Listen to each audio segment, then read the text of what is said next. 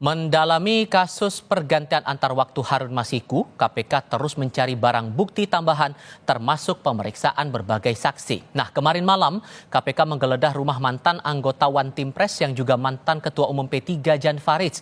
Mendalami penggeledahan ini kita akan diskusikan bersama Zainur Rahman selaku peneliti Pukat UGM. Assalamualaikum Mas Zainur, apa kabar?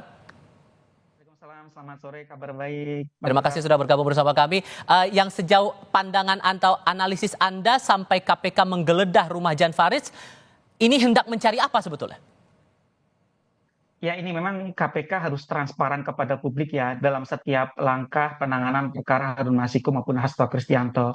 Ini kasus menarik perhatian publik sangat luas, dihubung-hubungkan dengan kasus politik dan lain-lain. Oleh karena itu kita juga menjadi bagian dari yang bertanya, ada apa penggeledahan rumah Jan Faridz ini? Kalau kita lihat di dalam KUHP, penggeledahan itu kan memasuki rumah atau tempat tertutup dengan tujuan untuk melakukan pemeriksaan, untuk melakukan penyitaan atau penangkapan seseorang. Artinya apakah di tempat Jan Faridz tersebut ada keterkaitannya dengan kasus Harun Masiku atau Hasto? Misalnya, apakah di tempat kediaman Jan Faridz itu ada hubungan, apakah misalnya kemungkinan pernah disinggahi oleh seorang buron misalnya, atau misalnya ada alat bukti yang dicari oleh KPK, misalnya satu berkas, dokumen, atau transaksi elektronik, atau apa. Ini kemudian menjadi pertanyaan publik. KPK mendatangi rumah Jan Faridz itu untuk mencari apa gitu ya. Apa keterkaitan antara Jan Faridz dengan Harun Masiku? Apa keterkaitan Jan Faridz dengan Hasto Kristianto? Nah, ini harus menjadi informasi yang disampaikan kepada publik tanpa harus membuat informasi itu menjadi detail dan mengancam penyidikan. Cukup memberikan informasi apa sih keterkaitan dengan kasus ini. Itu Bang Tifal. Kita coba dengarkan pernyataan dari KPK yang baru ini kami dapatkan juga informasinya mungkin juga terkait dengan penggeledahan di rumah Jan Faridz ini. Kita coba simak dulu. Tadi malam ada kegiatan penggeledahan di rumah saksi atas nama inisial DF. Informasi yang kami dapatkan dari penyidik, ditemukan dan disita dokumen serta barang bukti elektronik.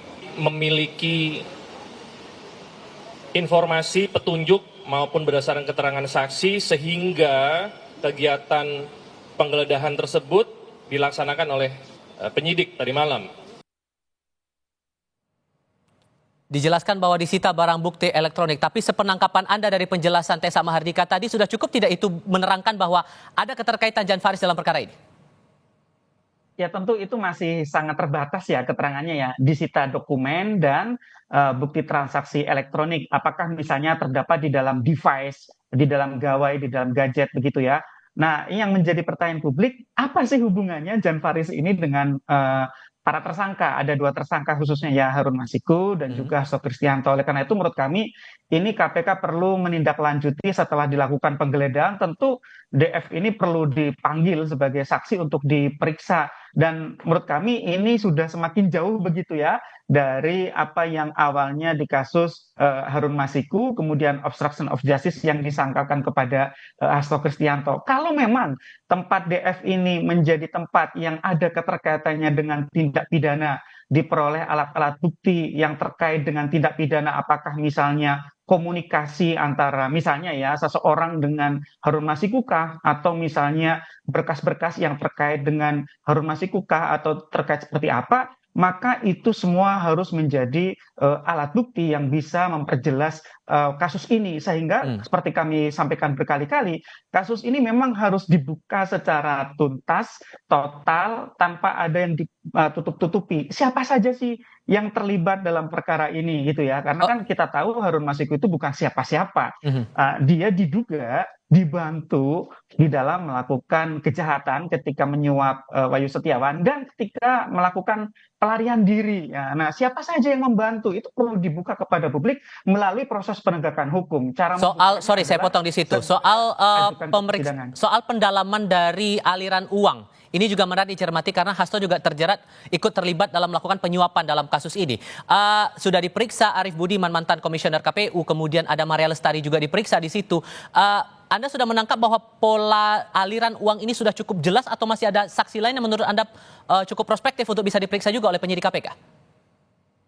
Iya, yang masih menjadi pertanyaan publik dari awal kan sebenarnya uang untuk menyuap, Hmm. apakah itu berasal dari Harun Masiku? Sepertinya bukan sekadar uang Harun Masiku. Ada yang membiayai Harun Masiku untuk menyuap. Juga ada pertanyaan dari publik, Bang Tifal.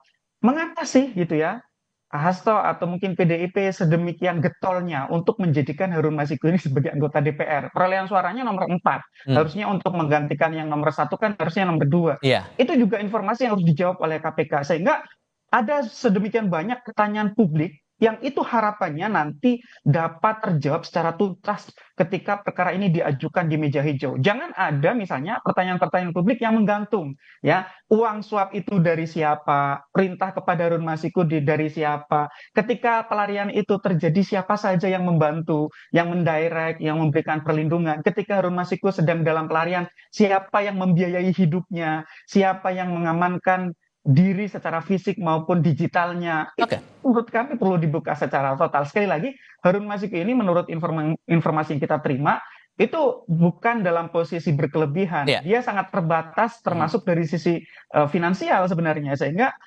ini perlu diungkap gitu ya. Kenapa sih ini begitu susahnya untuk bisa memotong dalam tanda Iya. kutip urat nadi yang menghidupi Harun Masiku. Nah, kita berharap KPK jangan berlama-lama. Semakin KPK lama mengungkap perkara ini, semakin tinggi juga gitu Mhm. ya polemik di publik yang tidak berkesudahan. Oleh karena itu satu-satunya cara adalah mengetahui ini semua di depan persidangan ketika perkara ini Oke. nanti dituntut oleh KPK di Pengadilan Tipikor, Bang Tifal. Mas Zainur Rahman mewakili Pukat UGM, terima kasih banyak sudah berbagi pandangan bersama kami. Sehat selalu ya Mas. Assalamualaikum. Selamat sore.